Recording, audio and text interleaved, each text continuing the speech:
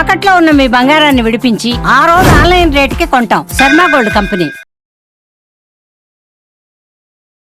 నమస్కారం, మీరు చూస్తుంది సుమన్ టీవీ. నేను మీ కీర్తి. సుమన్ టీవీ ప్రేక్షకులందరికీ శ్రీ విశ్వవసునామ సంవత్సర ఉగాది శుభాకాంక్షలు. తెలుగువారి సంవత్సరాది ఉగాది. క్రోధి నామ సంవత్సరానికి టాటా బై బై చెప్తూ కొత్త సంవత్సరానికి కొత్త ఆలోచనలతో ముందడుగు వేస్తున్నాం. పోయిన సంవత్సరం ఎన్నో విషయాల్లో ఒక ముందడుగు వేసుంటాం, కొన్నిసార్లు వెనకడుగు కూడా వేసుంటాం. అనుకున్న పనులు అనుకున్న సమయానికి కాకపోయిండొచ్చును. మరి అట్లీస్ట్ ఈ కొత్త సంవత్సరంలో మనందరికీ ద్వాదశ రాశుల వారందరికీ కూడా ఎలా ఉండబోతోంది, శ్రీ విశ్వవసు అంటే అర్థం ఏంటి, ద్వాదశ రాశుల వారికి ముఖ్యంగా మహిళలకి కూడా ఎలాంటి పరిహారాలు చేసుకుంటే బాగుంటుంది, సమయం అనుకూలించినప్పుడు ఇంకా సమయాన్ని మనకి మంచిగా తిరుగుబాటు చేసుకోవడానికి ఎలా ఉంటే బాగుంటుంది, ఇలాంటి విషయాలన్నీ మనకి తెలియజేయడానికి మనతో పాటు ప్రముఖ ఆస్ట్రాలజర్ బ్రహ్మశ్రీ నందిబట్ల శ్రీహరి శర్మ గురుగారు ఉన్నారు. నమస్తే గురుగారు. వాగర్థావివ సంపృక్తౌ వాగర్థ ప్రతిపత్తయే జగతః పితరౌ వందే పార్వతీ పరమేశ్వరౌ. సదాశివ సమారంభాం శంకరాచార్య మధ్యమాం అస్మదాచార్య పర్యంతం వందే గురు పరంపరాం. ఆదిత్యాయ చ సోమాయ మంగళాయ బుధాయ చ గురు శుక్ర శనిభ్యశ్చ రాహవే కేతవే నమః. శృంగేరి జగద్గురు పీఠాధిపతులకి, కంచి పీఠాధిపతులకి నమస్కారములు తెలియజేసుకుంటూ కార్యక్రమాన్ని ప్రారంభిద్దాం. అలాగే గురుగారు, శ్రీ విశ్వవసు నామ సంవత్సరం అంటున్నాం కదా, అంటే అర్థం ఏంటో? విశ్వావసు. విశ్వావసు అనగా విశ్వాసము కలిగినటువంటిది, నమ్మదగినటువంటిది అనేటువంటి అర్థంగా చెప్పవచ్చు. అంతేకాకుండా విశ్వావసు అనేటువంటిది గంధర్వరాజులలో ఒక రాజు. ఇతని పేరు మీదగానే వివాహం కాని అబ్బాయిలకి, ఆలస్యంగా వివాహం అవుతున్నటువంటి అబ్బాయిలకి ఈ యొక్క విశ్వావసు గంధర్వనామ మంత్రముతో కనుక జపము, తర్పణము, హోమము కనుక చేస్తే త్వరితగతిన వివాహము జరిగి తీరుతుంది అని చెప్పి మనకు మంత్రశాస్త్రంలో చెప్పబడి ఉంది. గురుగారు, మరి ద్వాదశ రాశిలో భాగంగా ముందుగా మేషరాశి వారికి ఈ కొత్త సంవత్సరం శ్రీ విశ్వవసునామ సంవత్సరంలో ఎలా ఉండబోతోందో తెలియజేస్తారా? ఈ విశ్వావసునామ సంవత్సరంలో మేషరాశి వారికి మార్చి 30వ తారీఖు నుంచి 2020 మార్చి 19వ తారీఖు వరకు ఏ విధంగా ఉండబోతుందో క్లుప్తంగా తెలియజేసే ప్రయత్నం చేస్తాను. ఈ మేషరాశిలో జన్మించినటువంటి వారికి ఈ సంవత్సరం ఆదాయం 2, వ్యయం 14, రాజ్యపూజ్యం 5, అవమానం 7. ఇక ఇంతకుముందు చెప్పినట్టుగా మార్చి 30వ తారీఖు ఈ సంవత్సరం నుంచి వచ్చే సంవత్సరం మార్చి 19వ తారీఖు వరకు ఉన్నటువంటి 12 మాసాల టైం జోన్స్ని 3 జోన్స్గా మనం డివైడ్ చేసుకుంటే ఏ టైంలలో మనకు అనగా ఈ మేషరాశిలో జన్మించినటువంటి వారికి ఏ విధంగా ఉండబోతుందో తెలుసుకుందాం. ఇక గమనించుకున్నట్లయితే ప్రధానంగా ఈ మేషరాశిలో జన్మించినటువంటి వారికి అన్ని విధాలుగా కాలం కలిసి వచ్చేటువంటి సమయం. అంటే చాలామంది అనుకునేటువంటిది ఏంటనంటే మార్చి 29వ తారీఖు నుంచి ఏలిన నాటి శని ప్రభావం ప్రారంభమవుతుంది కదా, ఇక అన్ని కష్టాలేమో అని అనుకుంటారు. కానీ వాస్తవం చాలా వేరుగా ఉంది. కారణం ఏంటంటే ఈ శని భగవానుల వారు మార్చి 29వ తారీఖు నుంచి మీనరాశిలోకి ప్రవేశం చేసిన తదనంతర కాలంలో వక్రీకరించి చాలా కాలం సమయం పాటు ఈ యొక్క కుంభరాశి ఫలితం అనగా గత 2.5 సంవత్సరాలుగా ఏ విధమైనటువంటి ఫలితాలు పొందుతారో అదే విధమైనటువంటి ఫలితాలని పొందగోరుతారు. కాబట్టి మనం చూసుకుంటే ప్రధానంగా ఈ మేషరాశి వారికి మే 14వ తారీఖు రోజున గురువు ప్రధానంగా వృషభ రాశి నుంచి మిథున రాశిలోకి ప్రవేశం చేస్తున్నాడు. కాబట్టి మార్చి 30 నుంచి మే 13వ తారీఖు వరకు గురువు సంపూర్ణముగా చాలా అనుకూలంగానే ఉంటాడు. ఏ విధంగానైతే గత సంవత్సరం ప్రధానంగా ధనపరమైనటువంటి ఇబ్బందుల నుంచి బయటపడ్డారో అదే విధంగా ధన ప్రవాహం మొదలవుతుంది. కాబట్టి ఏమి ఇబ్బంది పడాల్సినటువంటి అవసరం లేదు. ధనపరమైనటువంటి వాటికి మే 14వ తారీఖు వరకు కూడా టైం 1 జోన్లో భాగంగా గురువు సంపూర్ణంగా అనుకూలంగానే ఉంటాడు. ఇక ఈ శని భగవానుల వారిని కనుక చూసుకున్నట్లయితే మార్చి 29వ తారీఖు నుంచి అనగా మీనరాశిలోకి ప్రవేశం చేస్తూ జూలై 12వ తారీఖు వరకు మీనరాశిలోనే ఉంటాడు. కాబట్టి ఏలిన నాటి శని ప్రభావం అనేటువంటిది మార్చి 29వ తారీఖు నుంచి జూలై 12వ తారీఖు వరకు మాత్రమే ఈ మేషరాశిలో జన్మించినటువంటి వారు శని ప్రభావం వలన ఇబ్బందులు ఎదుర్కొంటారు. ఇబ్బందులు అంటే ఏముంటాయండి? ప్రతి పనులలో కష్టములు ఉంటాయి. అయిపోతుంది అనుకున్నటువంటి పని బ్రేక్స్తో కంప్లీట్ అయిపోతుంది. కాబట్టి ప్రతి దాంట్లో కూడా కొంత వ్యత్యాసం, అనుకున్నటువంటి దానికంటే కూడా ఎక్కువగా సమయంతో మనకు అనుకున్నటువంటి పనులు పూర్తవుతుంటాయి. ధన వ్యయం ఎక్కువగా ఖర్చు అవుతుంది. ఇదొక్కటే ఇబ్బందులు తప్ప మిగతా అన్ని రకాలుగా బాగున్నాయండి. ఎందుకంటే మే 16వ తారీఖు నుంచి లాభంలోకి రాహు ప్రవేశం చేస్తున్నాడు, పంచమంలో కేతు గ్రహ ప్రవేశ ప్రభావం. వెరసి మేషరాశి వారికి శుభగ్రహాల యొక్క ప్రభావం ప్రధానంగా చాలా చక్కగా ఉంటుంది. అందులో ఏమాత్రం సందేహం లేదు. ఒక్క శని భగవాన్ల వారిని సంతోష పెడితే తప్ప అన్ని విధాలుగా యోగదాయకంగా ఉంటుందని చెప్పవచ్చు. ఇక టైప్ 2 జోన్లో భాగంగా చూసుకున్నట్లయితే మే 14వ తారీఖు నుంచి సెప్టెంబర్ 27వ తారీఖు వరకు కూడా ఈ సంబంధించినటువంటి గురువు మిథున రాశిలోకి ప్రవేశం చేస్తాడు. ఈ మిథున రాశిలోకి ప్రవేశం చేయగానే ప్రధానంగా అక్కడ తృతీయ స్థానంలో ఉన్నటువంటి గురుగ్రహ ప్రభావము చేత ఇంచుమించు ఇతరుల యొక్క సహాయ సహకారాలతో అన్ని పనులను పూర్తి చేసుకుంటారు. గురువు కూడా ఏమాత్రం అంత ఇబ్బంది పెట్టేటువంటి గ్రహము కాదు ఈ మేషరాశిలో జన్మించినటువంటి వారికి. అయితే నవంబర్ 12వ తారీఖు రోజున కర్కాటక రాశిలో ఈ సెప్టెంబర్ 28వ తారీఖు నుంచి 12వ తారీఖు వరకు కూడా గురువు మిథున రాశిలో ఉంటాడు. నవంబర్ 12వ తారీఖు రోజు వరకు కూడా ఉంటాడు. కాబట్టి అనగా కర్కాటక రాశిలోకి గురువు ఎప్పుడైతే సెప్టెంబర్ 28వ తారీఖు నాడు ప్రవేశం చేస్తాడో సెప్టెంబర్ 28 నుంచి నవంబర్ 12 వరకు గురువు కర్కాటక రాశిలో ఉంటాడు. చతుర్థ గురుగ్రహ ప్రభావము యోగదాయకమైనటువంటి పరిస్థితిని మీకు కలగజేస్తుంది. అందులో ఏమాత్రం సందేహం లేదు. చక్కగా గురువు మేషరాశిలో జన్మించినటువంటి వారికి శుభకరుడుగా మారబోతున్నాడు. ఇక టైప్ 2 జోన్లో భాగంగా చూసుకున్నట్లయితే జూలై 13వ తారీఖు నుంచి మీనరాశిలోని వక్రీకరించినటువంటి శని ప్రభావం ఇటు లాభ ఫలితాల్ని పొందుతారు. అక్టోబర్ 10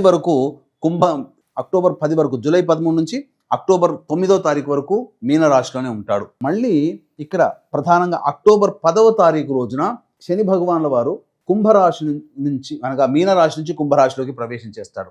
వక్రీకరించి ఉన్నటువంటి స్థితి ప్రభావం వలన జాగ్రత్తగా గమనించండి. ఈ అక్టోబర్ 10 నుంచి నవంబర్ 26 వరకు ఉన్నటువంటి సమయం మాత్రం చాలా కీలకమైనటువంటి సమయం. ఈ సమయంలో వృత్తి ఉద్యోగ వ్యాపారాల్లో పలు ఇబ్బందులు ఎదుర్కోవాల్సి వస్తుంది. కంటక శని ప్రభావం వలన మేషరాశి వారు అక్టోబర్ 10 నుంచి నవంబర్ 26 వరకు అనుకూలంగా ఉండనటువంటి సమయము ఇది. కాబట్టి ఈ సమయం మాత్రం శని ప్రభావం వలన మీరు అతి జాగ్రత్తగా నిర్ణయాలు అనేటువంటివి తీసుకోవాలి.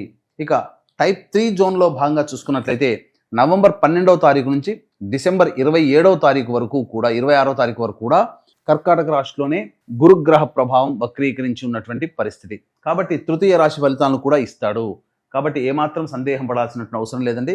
ఇక డిసెంబర్ 27వ తారీఖు నుంచి వచ్చే సంవత్సరం మార్చి 14 వరకు కూడా గురువు మిథున రాశిలోనే వక్రీకరించి ఉన్నటువంటి కారణం చేత ప్రధానంగా ధనస్థానము తృతీయ స్థానము ఈ 2 ఫలితాలని కూడా గురువు ఇవ్వబోతున్నాడు. ఇక టైప్ 3 జోన్లో భాగంగా మనం చూసుకున్నట్లయితే నవంబర్ 26 నుంచి జనవరి 9 వరకు మీనరాశిలోకి ప్రవేశం చేస్తాడు ఈ సంబంధించినటువంటి శని భగవాన్ల వారు. కాబట్టి ఈ సమయం అనగా శని మళ్ళీ వక్రీకరించి ఉంటాడు. కాబట్టి ఎప్పటి వరకు ఈ సంబంధించినటువంటి జనవరి 10 వరకు. కాబట్టి ఇది మాత్రము చాలా కొద్దిగా క్లిష్టకరమైనటువంటి పరిస్థితులు. కాబట్టి జాగ్రత్తలు పాటించండి. ఆ సమయంలో ఆ మార్పు అనేటువంటిది ఉన్నప్పుడు ఆ సమయంలో జాగ్రత్తలు పాటించాలి. ఇది టోటల్గా చూసుకున్నట్లయితే ప్రధానముగా అన్ని రంగాలలో ఉన్నటువంటి వాళ్ళకి జూన్ 9వ తారీఖు తర్వాత ఇటు గురు ప్రభావము ఇటు శని ప్రభావం వలన జాగ్రత్తలు పాటించాలి. అంతేకాకుండా ఈ సంబంధించినటువంటి రాహు ప్రభావము శని ప్రభావము జూలై 13వ తారీఖు నుంచి ప్రారంభమవుతుంది. కాబట్టి తండ్రి గారి ఆరోగ్యం పట్ల మేషరాశిలో జన్మించినటువంటి వారు సంబంధించినటువంటి కొంత తండ్రి గారి ఆరోగ్యం పట్ల శ్రద్ధ వహించాల్సినటువంటి పరిస్థితి. ఇక విద్యార్థులకైతే ప్రధానంగా సంపూర్ణంగా యోగదాయకంగా ఉంటుంది. గురుగ్రహ ప్రభావం వలన జ్ఞాపక శక్తి చక్కగా ఉంటుంది. తద్వారా వాళ్ళు అన్ని పరీక్షలలో ఉత్తీర్ణులవుతారు. కోరుకున్నటువంటి విద్యా సంస్థల్లో ఉన్నత విద్య అనేటువంటిది అభ్యసించడం జరుగుతుంది. అయితే ప్రధానంగా మేషరాశిలో జన్మించినటువంటి అవివాహితులకి వివాహం జరిగేటువంటి అవకాశాలు ఎక్కువగా గోచరమవుతున్నాయి. కాబట్టి వివాహ సంబంధమైనటువంటి విషయాల్లో మీకు ఈ సంవత్సరం వివాహం జరిగి తీరుతుంది. ఇక అంతేకాకుండా ప్రధానంగా అన్ని రకాల వ్యాపార రంగంలో ఉన్నటువంటి వాళ్ళకి మాత్రం మే 14వ తారీఖు తర్వాత యోగదాయకంగా ఉంటుంది. మే 14 వరకు ధనపరంగా ఉంటున్నా శని ప్రభావం వలన ఇబ్బందికర పరిస్థితులు ఉంటాయి. ధనానికి లోటు ఉండదు, కానీ సమస్యలు చుట్టుముడతాయి. మే 14వ తారీఖు తర్వాత శని ప్రభావం తగ్గుతుంది. తద్వారా అనుకున్నటువంటి పనులు మందగుడిగా అప్పటి వరకు సాగుతున్నటువంటివన్నీ కూడాను యోగదాయకంగా మారుతాయి. రాహుకేతుల యొక్క ప్రభావం సంపూర్ణంగా అనుకూలంగా ఉంటుందని చెప్పవచ్చు. ఇక రాజకీయ నాయకులకైతే అధికారుల యొక్క అండదండలు సంపూర్ణంగా ఉంటాయి. మే 14వ తారీఖు తర్వాత గురువు కూడా మారుతున్నాడు. అలాగే జూలై 13 నుంచి మాత్రం ఏదైనా పదవి ఆశించినట్లయితే ఖచ్చితంగా పదవి లభించే అవకాశం ఉంటుంది. గత సంవత్సరం ఇబ్బంది పడినటువంటి పరిస్థితుల్లో ఈ సంవత్సరం మాత్రం పెద్దల యొక్క సహాయ సహకారాలతో ఏదైనా కానీ పదవి అనేటువంటిది మీకు లభిస్తుంది. కింది స్థాయి వ్యక్తుల యొక్క అనగా సహచరులు అనుచరుల యొక్క అనుగ్రహం, వాళ్ళ యొక్క సహాయ సహకారాలు ఉండడం వల్ల మంచి పేరు ప్రఖ్యాతులతో పాటు ఆశించినటువంటి పదవిని లభించే అవకాశం గోచరమవుతుంది.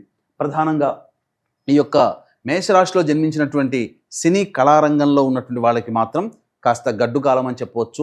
ఆశించిన మేర ప్రాజెక్టులు అనేటువంటివి వచ్చినప్పటికీ కూడా ధనపరంగా కొంత ఇబ్బందికర పరిస్థితులు అనేటువంటివి ఉంటాయి. కానీ కీర్తి ప్రతిష్టలకు మాత్రం ఏమాత్రం లోటు లేదని చెప్పవచ్చు. అయితే ప్రధానంగా ఈ సంబంధించినటువంటి వ్యాపార రంగంలో ఉన్నటువంటి వాళ్ళు వ్యాపార సంబంధించినటువంటి విషయాల్లో చాలా కీలకమైనటువంటి నిర్ణయాలు ఈ సంవత్సరం తీసుకోబోతారు. తద్వారా ప్రథమార్థం కంటే ద్వితీయార్థం అనగా జూలై నుంచి వీళ్ళ యొక్క జీవితంలో చాలా మార్పులు అనేటువంటివి గోచరమవుతున్నాయని చెప్పవచ్చు. ఇక గమనించుకున్నట్లయితే ఈ యొక్క మేషరాశిలో జన్మించినటువంటి రైతులు 2 పంటలు లాభిస్తాయి. మిగతా ఏ వృత్తి వ్యాపార రంగంలో ఉన్నటువంటి వాళ్ళకైనా జూలై తర్వాత మాత్రమే వీరికి సంపూర్ణంగా యోగకాలంగా చెప్పవచ్చు. చాలా సంతోషం గురుగారు. మరి ముఖ్యంగా మహిళలకి, మేషరాశిలో జన్మించిన మహిళలకి ఎలా ఉంటుందో ఒక్కసారి తెలియజేయండి గురుగారు. ఇక ఈ మేషరాశిలో జన్మించినటువంటి మహిళలు జాగ్రత్తలు పాటించాల్సినటువంటి పరిస్థితి. పేరు ప్రఖ్యాతులకి లోటు ఉండదు, బాధ్యతలు పెరుగుతాయి. కానీ మీ యొక్క సహాయ సహకారాలు తీసుకొని మిమ్మల్ని వాడుకోవడం తప్ప మీకు మళ్ళీ తిరిగి సహాయం చేసే అవకాశాలు తగ్గుతాయి. కాబట్టి జాగ్రత్తలు పాటించండి. అనవసరమైన విషయాల్లో ఎక్కువగా బాధ్యతలు తీసుకోకుండా ఉండడమే మేలని విషయం గమనించుకోవాలి.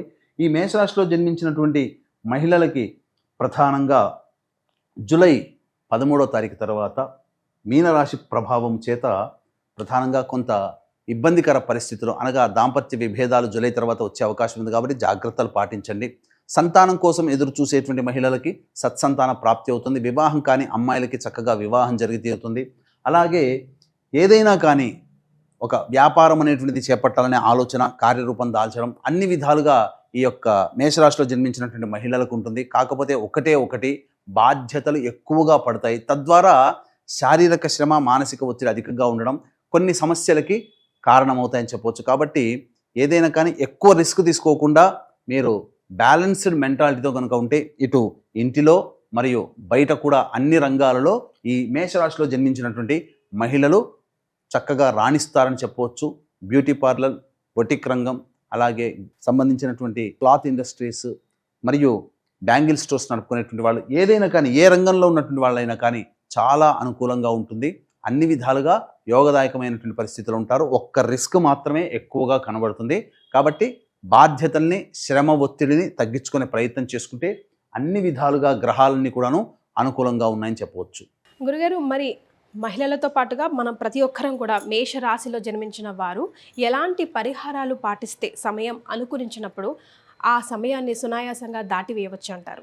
ఈ మేషరాశిలో జన్మించినటువంటి వ్యక్తులకు అందరికీ కూడా దైవానుగ్రహం తప్పనిసరి. ఎందుకంటే గురుగ్రహము అతిచార ప్రభావంలో కొంతకాలం కర్కాటక రాశిలో, అలాగే వక్రీకరించి స్థితి పొంది ఉండడం, అలాగే మళ్ళీ మిథున రాశిలో కూడా వక్రీకరించి ఎక్కువ కాలం ఉంటుండడం, అలాగే శని భగవాన్ల వారు కూడా కొంత అనుకూలంగా లేని కారణం చేత ఈ సంబంధించినటువంటి మేషరాశిలో జన్మించినటువంటి వారు తప్పకుండా దైవానుగ్రహాన్ని పొందే ప్రయత్నం చేస్తే చాలా సమస్యలు దైవానుగ్రహం వల్ల తప్పుతాయని చెప్పవచ్చు. దీనిలో భాగంగా మీ యొక్క ఇంటి దైవము అనగా కులదైవాన్ని ఎల్లప్పుడూ కూడా అవకాశం కుదిరినప్పుడల్లా కూడా మీరు పూజించే విధానాన్ని అలవాటు చేసుకోండి. అలాగే మీ ఇంట్లో నుంచి మీరు బయటికి వెళ్ళేటప్పుడు, ఏదైనా పని మీద వెళ్ళేటప్పుడు విజయవంతం కోసం మీ యొక్క గ్రామ దేవతకి 9 నిమ్మకాయల దండ అమ్మవారికి వేసి వెళ్ళండి. తప్పకుండా మీకు మంచి జరుగుతుంది. అలాగే ఈ యొక్క మేషరాశిలో జన్మించినటువంటి వారికి దైవానుగ్రహం తప్పనిసరి ఇంతకుముందు చెప్పుకున్నాం కదా. అందుకనే ఈ యొక్క విశ్వావసనామ సంవత్సరం మొత్తం 12 మాసముల పాటు ఈ దైవానుగ్రహం అందరికీ అందించాలనేటువంటి ఒక సదుద్దేశంతో ప్రతి నెల మీ యొక్క సంకల్పం నెరవేరాలనే ఉద్దేశంతో సంకల్ప సిద్ధి హోమాలు, అలాగే మీరు ఏ పండితుల దగ్గరికి చూపించుకున్న ఏ పూజలు హోమాలు చేసుకోమని చెబుతారో మీ యొక్క జాతకాన్ని అనుసరించి అటువంటి సర్వ పూజలు కూడా ఈ 12 మాసాల పాటు ప్రతి నెల ఒక పుణ్యతిథి రోజున చేయించడం జరుగుతుంది. సర్వదోష నివారణ పూజలు హోమాలు అనేటువంటివి. కావున అవకాశం ఉన్న వాళ్ళు ఇట్టి మహత్తరమైనటువంటి కార్యక్రమంలో సభ్యులుగా చేరదలుచుకున్న వాళ్ళు కార్యక్రమ తదనంతరం కాంటాక్ట్ చేసి పూర్తి వివరాలు తెలుసుకోవచ్చు.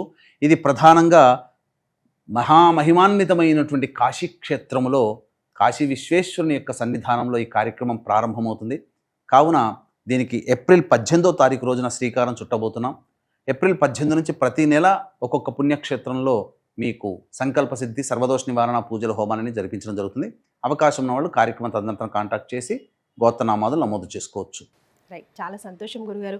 గురుగారు, ఆరోగ్యమే మహాభాగ్యం అంటాం కదా, మరి ఆరోగ్యం ఈ సమయంలో బాగుండదు, వీళ్ళకి కాస్త జాగ్రత్త వహించాలి, కాస్త ఇలాంటి పరిహారాలు పాటిస్తే బాగుంటుంది అనుకోవడానికి మేషరాశి వారికి ఏ ఏ సమయం బాగుంటుంది బాగుండదో ఒక్కసారి తెలియజేస్తారా?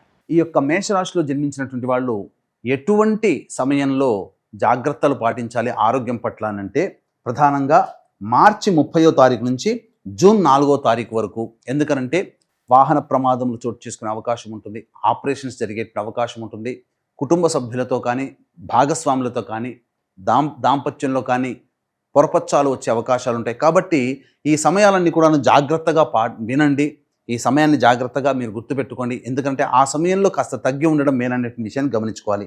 మార్చి 30 నుంచి జూన్ 4వ తారీఖు వరకు, సెప్టెంబర్ 12 నుంచి అక్టోబర్ 25 వరకు, అక్టోబర్ 26 నుంచి డిసెంబర్ 5వ తారీఖు వరకు ఉన్నటువంటి సమయాలు జాగ్రత్తలు పాటించండి.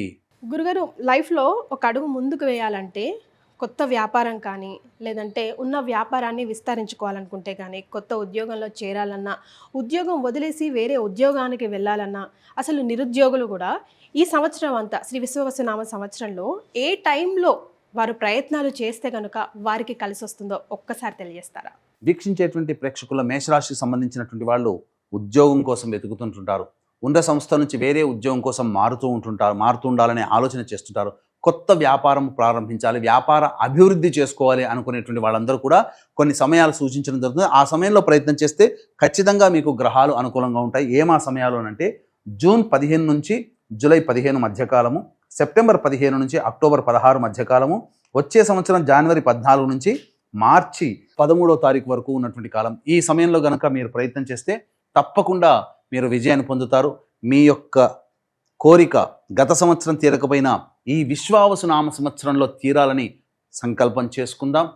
అలాగే మీకున్నటువంటి జాతకరీత్యా ఉన్నటువంటి సర్వదోష నివారణలు జరగాలి, మంచిగా జీవించాలనే అనుకునే ఆరాటపడే వాళ్ళు ఎవరైనా కానీ ఈ కాశీక్షేత్రంలో ప్రారంభమయ్యేటువంటి ఏప్రిల్ 18వ తారీఖు రోజున ప్రారంభమయ్యేటువంటి కార్యక్రమంలో మీరు సభ్యులుగా చేరే ప్రయత్నం చేయండి. తప్పకుండా ప్రతి సంవత్సరం పాటు ప్రతి నెల ఒక్కొక్క కార్యక్రమం జరిపించడం జరుగుతుంది. అందులో ప్రధానంగా మృత్యుంజయ హోమం కూడా జరిపించడం జరుగుతుంది.